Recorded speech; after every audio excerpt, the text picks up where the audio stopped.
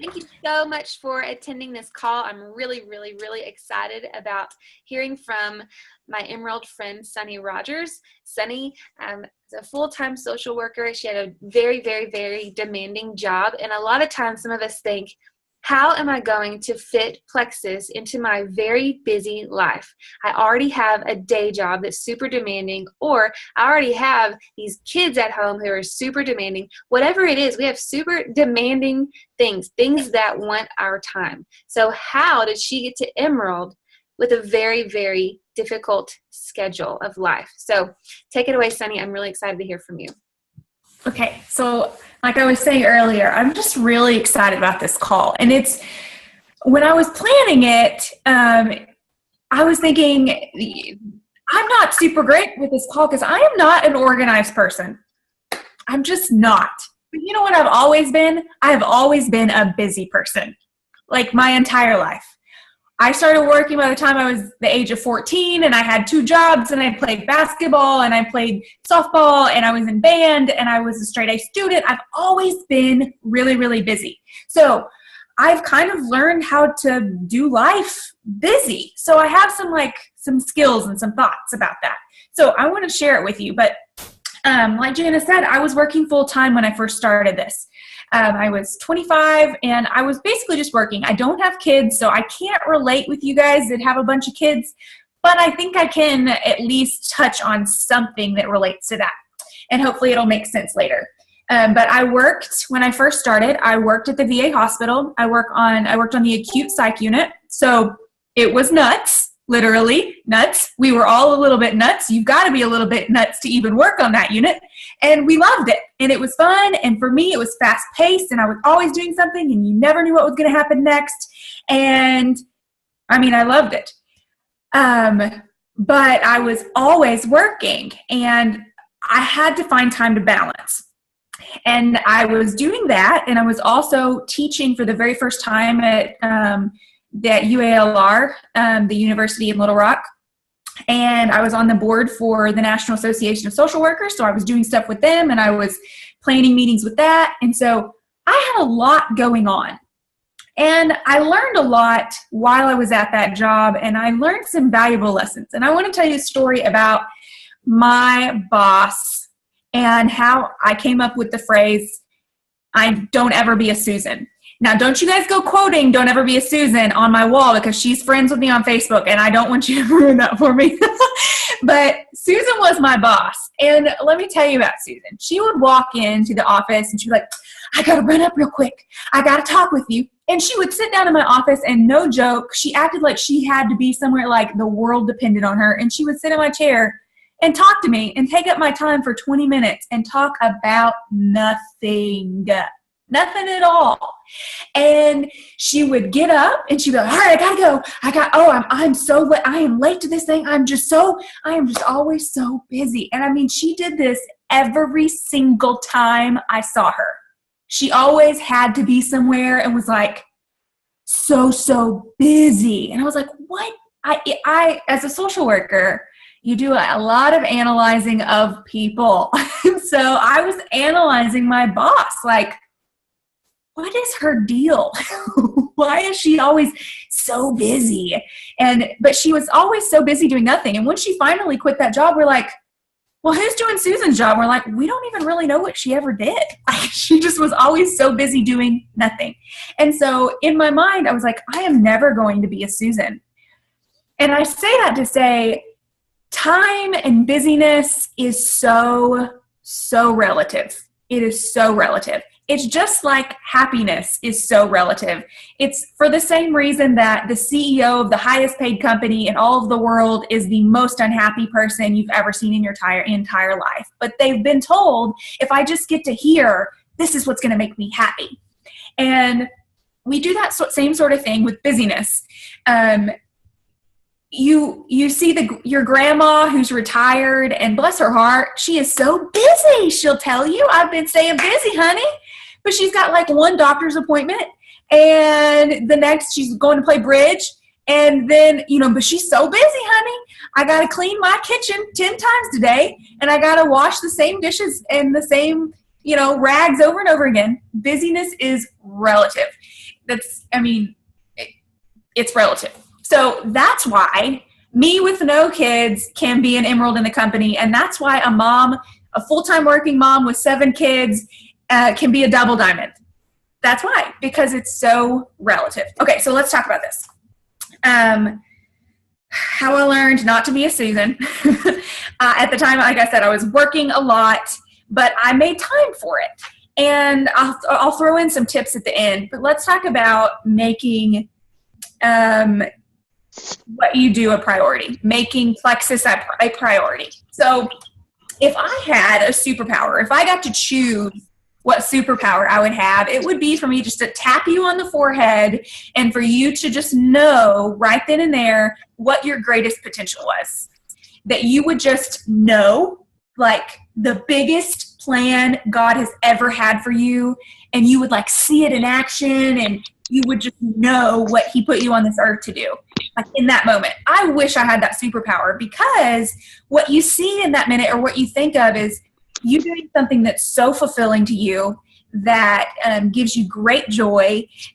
You're helping people, or you're making a difference, and you're getting praised for what you're doing. If everyone could feel that, there would be no problem with staying up a little few minutes extra late to watch a video, or to send out that extra cold message, or to do something that's kind of hard and stretching, because we would be feeling that deep down in our core. And that's what we're looking for with Plexus. You've got to find that in you. So I think if we could all see our greatest potential, we would be forever motivated, because we're going to see what we're supposed to really be doing. And we would do anything to feel that, right? So we would stay up that extra little bit, like I said. And this is why knowing what your values are and why that's so important. Another story.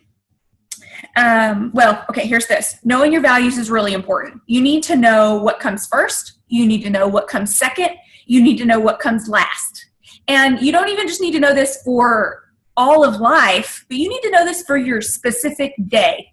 What's important right now? What's next important? What's third important? What's last? If I get it done, awesome. You need to set your priorities and set your values each and every single day, so that you can live out your values and your priorities throughout your entire life. Okay? So know those things so that you don't get distracted, because life just happens. And life can happen to you, or you can be an active participant in life. And if you're living with your values and with priorities in mind, that won't be as much of a problem. Life won't be happening to you. You will be an active, fully participating in your own life. And that's the people that we're most attracted to, right? They're doing stuff they love. They're doing it really well. You can just tell they're passionate about it. Those are the people we want to be like.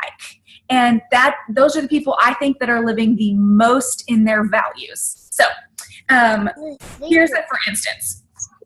I do not value cleaning my house at all. Like, not even a little. Well, I mean, kind of. I don't want it to be dirty, but clutter, I mean, if you could see my house right now, I've got piles upon piles. I've got a tree box over there. I've got all my Black Friday gifts in a corner. Like, tidiness does not bother me. Okay, but I do value what people in my life think about me. And I value what my boyfriend thinks when he comes over. He doesn't care. He won't say anything to me, but I know he prefers things to be tidy. He works best in that kind of environment. So when he comes over, I want him to feel comfortable. I value that. So even though I don't want to do it, I value him, so I do it. Dang it. But I know what my values are, so I do it. And when I do, and my house is clean, I feel so good. I'm like, heck yeah, I did. Cleaned my whole house, swept the floor, and I vacuumed. Sure did. Hey, look, boyfriend, my kitchen's all clean. There's not a dish in there. Look. And trust me, like, he would probably be upset if I'm saying this, because he's not someone who's like, I need to do that at all. I promise. But I want to do it for him. So again, This is where you have to tap into your values for why you are doing Plexus. Because if you're doing something that is of value to you, it won't seem like a job, a priority. You may not necessarily want to do it, but like IPAs, I do not want to cold message people. It's uncomfortable. It makes me vulnerable. I don't want to have to do that, but I value people. I value that I'm giving them something that will change their life. I value that I'm getting out of debt so that I can bless others with the money that I'll be given from Plexus. That is what fuels me. That is what motivates me. And that's what gets me doing those things. So I cannot tell you what those things are for you. That's why coming up with your why and clinging to it and really letting that motivate you is that's what's going to get you going. You've got to find that for yourself. So know your own values. Make that a priority. You'll feel really good when you do it, and you're going to get even more done once you are in your value place. When you're checking stuff off of your list, if you are a list maker and you check that off and it feels so good, you get even more done in those days, don't you?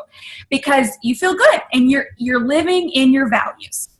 Okay, so I can't define your values for you.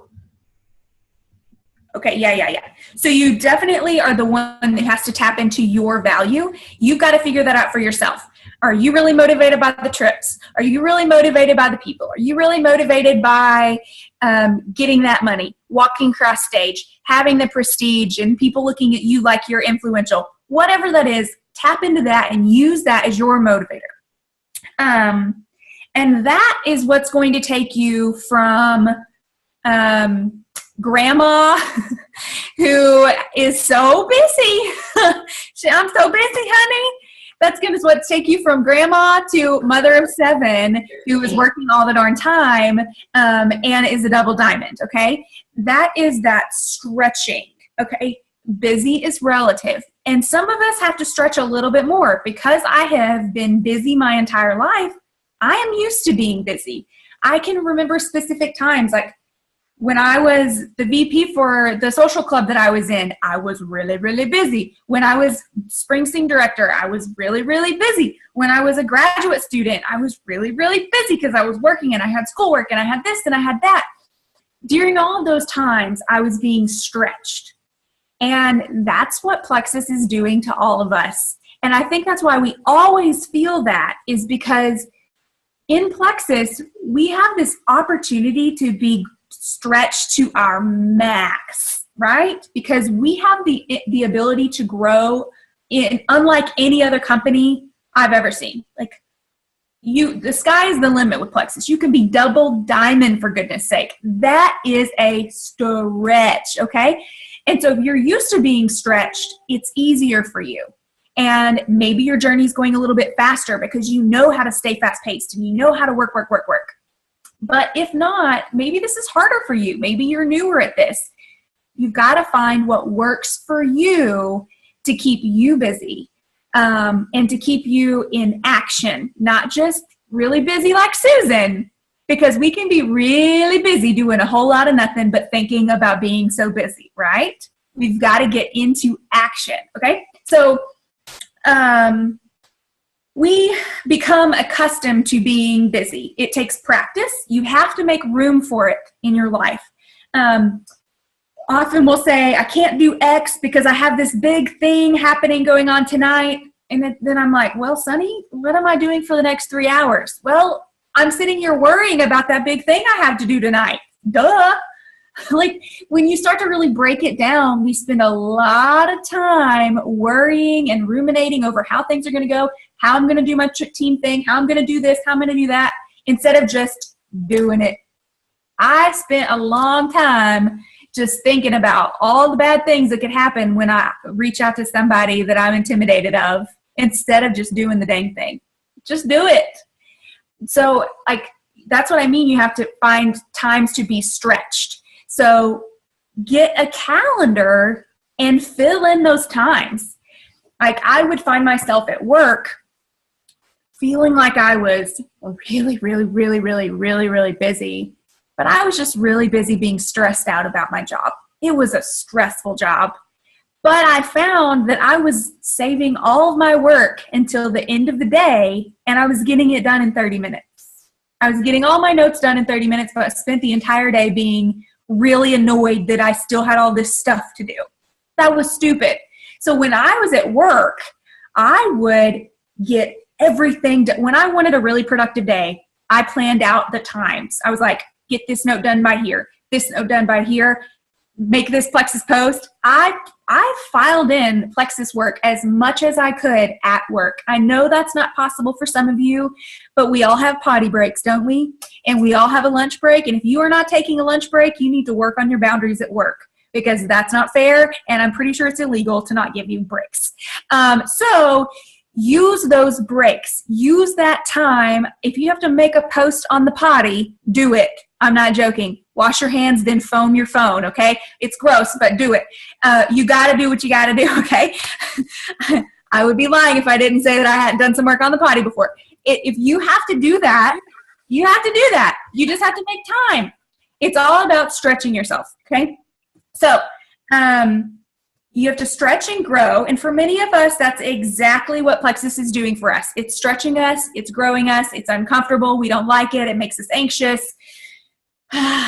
Take out all of those emotions and just do the thing you need to do.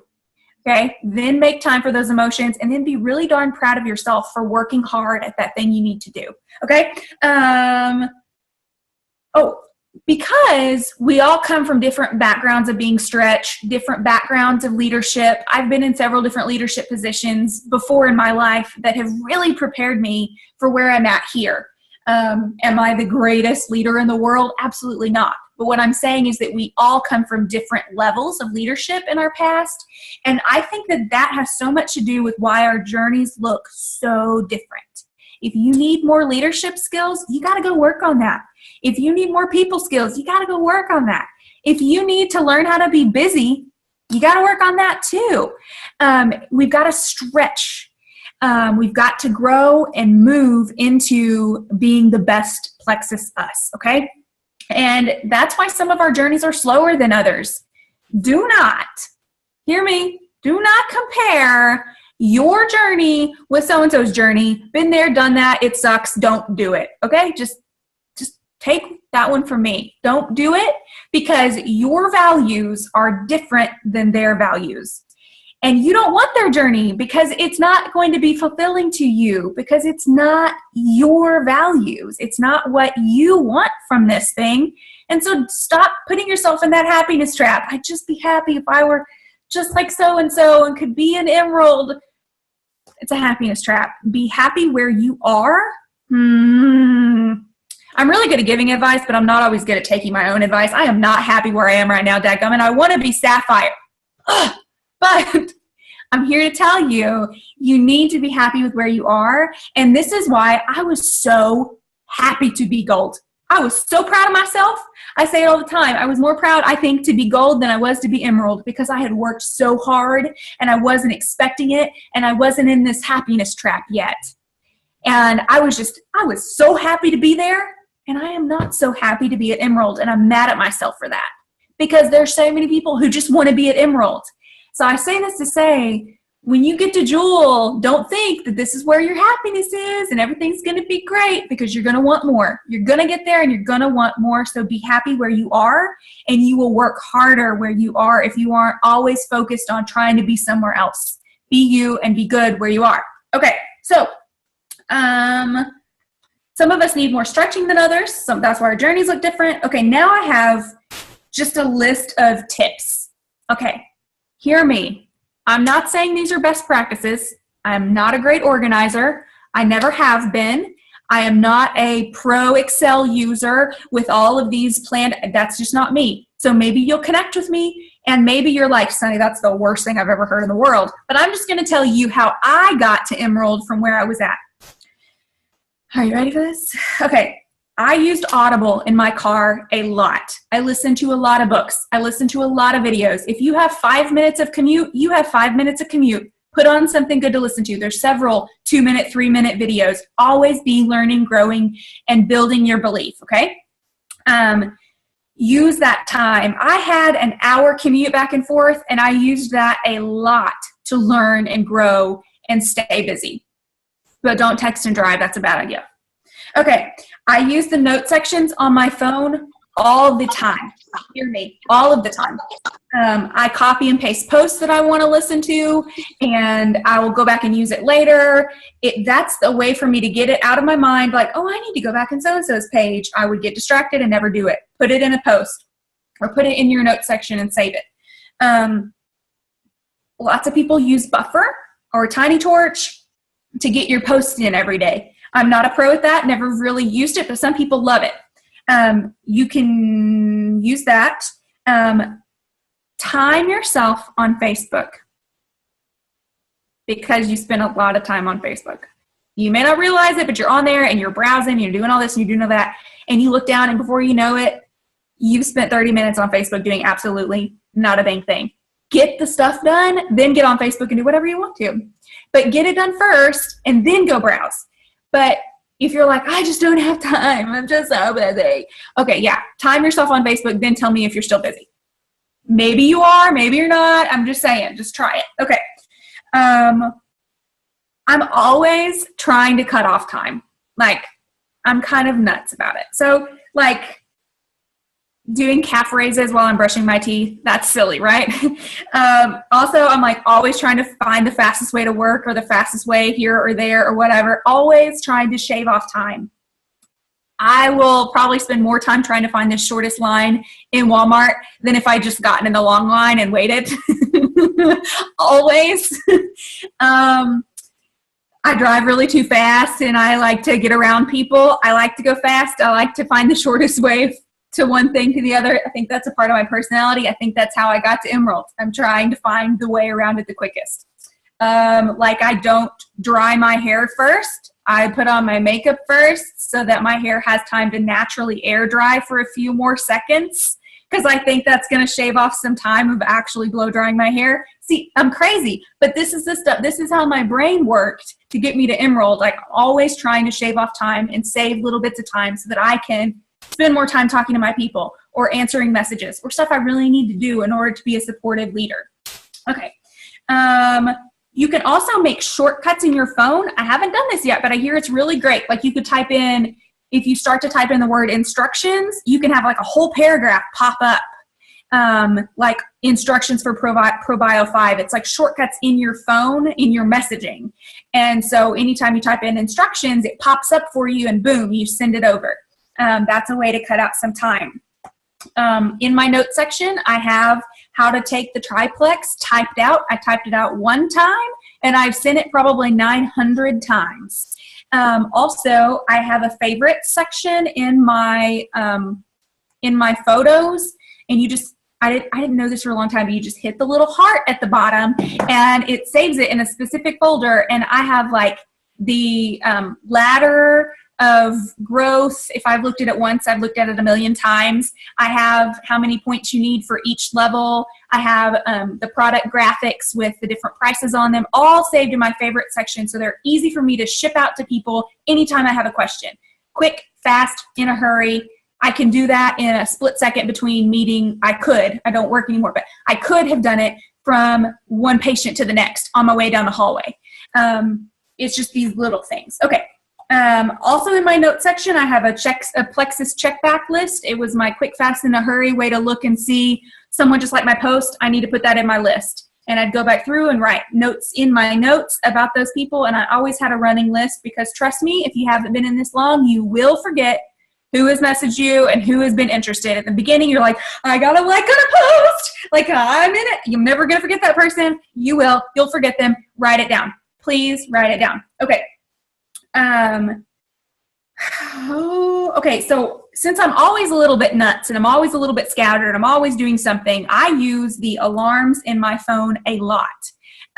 So I'll have a date in my phone and I set an alarm to it and it'll pop up and say, do this thing. Or I have my to-do list notes in my phone. Again, I have an iPhone. I'm sorry for you guys who don't because I don't know how to work your phone. But I have my reminders And I have them up here. I don't even know if you can see that, but some of them I have alarms to, and so I have to actually click it off. It's not that I like to-do lists, it's that I have to put it somewhere so I can get it out of here. Because you've got to get it all out of here, because at times you'll think there's no way I can fit any more things in because I can't possibly remember all the stuff. It's not that you're so busy, it's just you got it all up here. You need to get it onto paper, onto a device, onto whatever works for you. So for me, I have my passion planner, I have my paper brain, I have my phone, and that's about it. I use those two things the most. But having it out on paper, having a planner gets this stuff out of here onto there so you can be more active in the moment, right when you need to be working. Okay. Also, let's see. Know your strengths and stop trying to be someone you're not. Stop trying to be super organized if you're not super organized.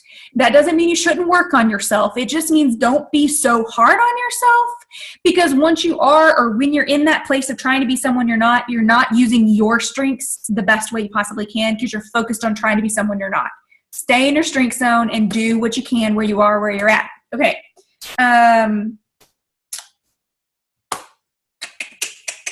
Okay.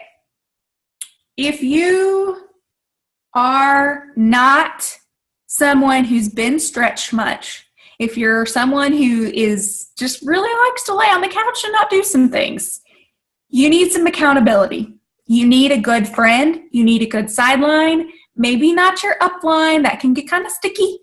But you need someone who can be an accountability partner of some kind. If you don't like your upline being harsh on you, then don't choose them. Use a friend. Like, I don't care. I would like Jess to be my accountability. But find someone who can be accountable. You can be accountable to. If you're like, I really need to do this thing, then get an accountability partner. For me, sometimes accountability, I'm so hard on myself naturally. To have accountability makes me frustrated and anxious. But if you're someone who knows you need accountability, get that. Find that. Give your goals to someone. Tell them what you really want to do for your values, for what you are working toward, and then it won't be stressful. You'll just have someone who's going to work with you. I think, those of you with littles, I hear people use Mother's Day out or hubby takes the kids. You've got to work something out with them, a family member, daycare, Mother's Day out, something. Give yourself the time. You have to have some designated time for you. 15-minute power minutes, an hour power hour. You guys, I know have heard this, where you shut everything else out. You do nothing but IPA, nothing but hardcore work, get your snack done, get your distractions all out of the way. And this is the time where you're doing, and not letting the other stuff distract you. Do what works for you where you are. But again, it has to be your value and what you want to work on. I think that is about it. But I hope you guys can see what I'm talking about when time is relative. You can be really, really busy doing a whole lot of nothing. And so you really have to look and assess your time, and getting this passion planner that has things listed out in 15 or 30-minute increments, it can keep you really busy because you can put little boxes in those certain 30 minutes. I'm blabbing at this point. I think you get the idea. You can go from being retired grandma who's super busy to mom of 7 who's a double diamond. It's all about priorities, getting your mind straight, and working hard where you are. That's it. Oh my goodness. Thank you so much. I think I have a hand cramp because I'm like feverishly writing. I love so many of the things that you said applied to me. So I'm going to tell you my favorite things. First thing, I loved that time and busyness is so very relative.